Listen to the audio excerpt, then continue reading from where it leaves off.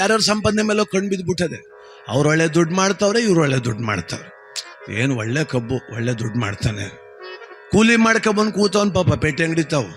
ಅವನು ಅನ್ನೋದು ನಿಂಗೇನಪ್ಪ ಸಂದೆ ಹೊತ್ತು 300 ಅನ್ನೋದು. ನಡ ಬಗ್ಸಿ ಕಬ್ಬುಂಗದ್ದೆ ಆಗದೋತ್ ಕಲ್ಲು ಕೊಟ್ಟರು 300 ಅವನಿಗೆ. ಇವ್ರು ಸುಮ್ಮನೆ ಕೂತ್ಕ ಮಾತಾಡು. ಎಲ್ರಿಗೂ ಮೇಲೂ ಕಣ್ಣು, ನೀ ದುಡ್ಡು ಮಾಡಿದೆ, ನೀ ದುಡ್ಡು ಮಾಡಿದೆ. ನನ್ನ ಮೇಲೂ ಕಣ್ಣು ಮಾದೇವಣ್ಣ. ಹಾಂ, ಇಲ್ಲಿ ಬೇರೆ ತೊರೆಬೊಮ್ಮಳಿಗೆ ಒಂದು 8 ಸಲ ಬಂದ್ಬಿಟ್ಟಿವ್ನಿ. ಅಲ್ಲಿ ಬತ್ತಾವನಿ, ಅಲ್ಲಿ ನಿಂತೀವ್ನಿ. ಯಾರು ಎಮ್ಮೆ ಹಿಡ್ಕೋಯ್ತವ್, ಸುಮ್ಮನೆ ಹೋಗ್ಕಿಲ್ವ ಅವನು. ಮೊಬೈಲಲ್ಲಿ ನೋಡ್ತೀನಿ ನಿನ್ನ, ನಮ್ಮ ಮೈ ತೋರಿಸ್ತಾನೆ ಅಂದ. ಸರಿ ಕಣಪ್ಪ ಅಂದೆ. ಎಷ್ಟು ದುಡ್ಡು ನಿಂಗೀಗ ಅಂದ. ಏನು ನನ್ನೇ ತಗೊಂಡಿಯೋ ಪ್ರೋಗ್ರಾಮ್ಗೂ ಅಂದೆ. ಪ್ರೋಗ್ರಾಮ್ಗೆ ಅಂದ. ಇಷ್ಟು ಕೊಡ್ತಾರೆ ಕಣಣ್ಣ ಅಂದೆ. ಕೊಡ್ಬೇಕಂಬಿಡು. ಎಮ್ಮೆ ಎಳಿತದೆ ಹೋಗೋಲ್ಲ. ಹಾರ್ಮೋನಿಯರ್ಗೆ ಎಷ್ಟು ಕೊಡುವೆ ಅಂದ.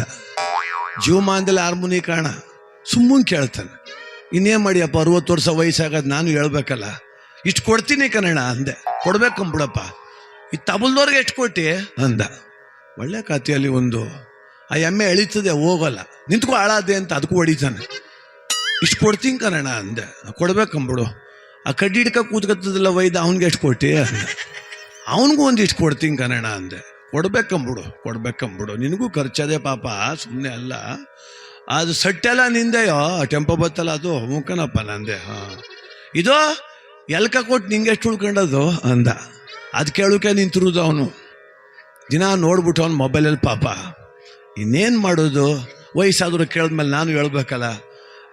ನಾನಂದೆ, ಒಂದು ಪ್ರೋಗ್ರಾಮ್ ಮಾಡಿದ್ರೆ ಒಂದು 8,000 to 10,000 ಉಳಿತದೆ ಅಂದೆ. ಓಹೋ, ಸುಮಾರಾಗೆ ಉಳಿತದೆ. ತಿಂಗಳಿಗೆ ಎಷ್ಟು ಮಾಡಿ ಹಿಂಗೆ ಅಂದ ಅವನು. ಏನು ಬೆಳಗ್ಗೆ ಒಂದು ಸಂದ್ಗೊಂದು ಲೆಕ್ಕ ಹಾಕು. ತಿಂಗ್ಳಿಗೆ 60 ಆಯ್ತವೆ, 10 ಕಳೆದ್ಬಿಡು, 50 ಗ್ಯಾರಂಟಿ ಅಂದೆ.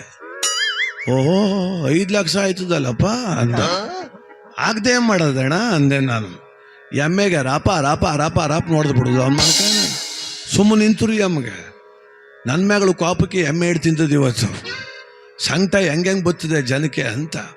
ಯಾರ್ದೋ ನೋಡಿ ಹಿಂಸೆ, ಯಾರ್ದೋ ನೋಡಿ ಸಂಕಟ. ಹಾಂ, ಮಗ ಫೇಲ್ ಆಗೋಗ ಒಂದು ಪರೀಕ್ಷೆಯಲ್ಲಿ ಬಂದ, ಫೇಲ್ ಆಗೋದೆ ನಾನು ಅಂದ. ಈ ಪಕ್ಕದಲ್ಲಿ ದೊಡ್ಡಪ್ಪನ ಮಗ ಕೂತ್ಬಿಟ್ಟವನೆ. ಅವನು ಮುಂಚೆ ರೋಮನ್ ಆಯ್ತದಲ್ಲ, ನಡ್ಲಲ್ಲ ಏನು ಉದ್ಧಾರ ಆಗಿದ್ದಾರೆ ಜಗತ್ತಲ್ಲಿ, 6 ಎಕರೆ ಗದ್ದದೆ ಕಣ ಅಂತಾನೆ. ಅದ್ರೊಳಗೂ ಮಗ ಫೇಲ್ ಆಗವಳೆ. ಅದ್ರೊಳಗೂ ಅವನು ಫೇಲ್ ಆದ, ಹೊಡಿಲಿಲ್ಲ ಬೈಲಿಲ್ಲ, ಸುಮ್ಮನೆ ಕೂತಿದ್ದ. ಇವನು ಸ್ನೇಹಿತ ಬಂದ. ಮಗ ಏನಿಲ್ಲ, ನಿಮ್ಮ ಸ್ನೇಹಿತ ಫೇಲ್ ಅಂತೆ ಅಂದ. ಮುಖಂಬಾರೋ 2 ಸಬ್ಜೆಕ್ಟ್ ಹೋಗ್ಬಿಟ್ಟವೆ ಅಂದ. ನಿನ್ನ ಮಗ ಅಂದ. ಫಸ್ಟ್ ಕ್ಲಾಸಲ್ಲಿ ಪಾಸ್ ಆಗವನೆ ಅಂದ. ಆಗ ಹಿಡ್ಕೊಂಡು ಮಗಂಗೆ ರಾಪ ನೋಡಿತಾನೆ. ಅಂದರೆ ಮಗ ಫೇಲ್ ಆದ ಸಂಕಟ ಅಲ್ಲ, ಅವನು ಪಾಸ್ ಆಗಿರೋದೇ ಸಂಕಟ ಬಂದು ಕೂತಿರೋದು. ಈಗ ಮನುಷ್ಯನೊಳಗಿರುವ ಈರ್ಷೆಯ ಗುಣವನ್ನು ಬಿಡಬೇಕು, ಅಹಂಕಾರವನ್ನು ಬಿಡಬೇಕು. ನಿರಹಂಕಾರಿಯಾದಾಗ ಮಾತ್ರ ಜೀವನದಲ್ಲಿ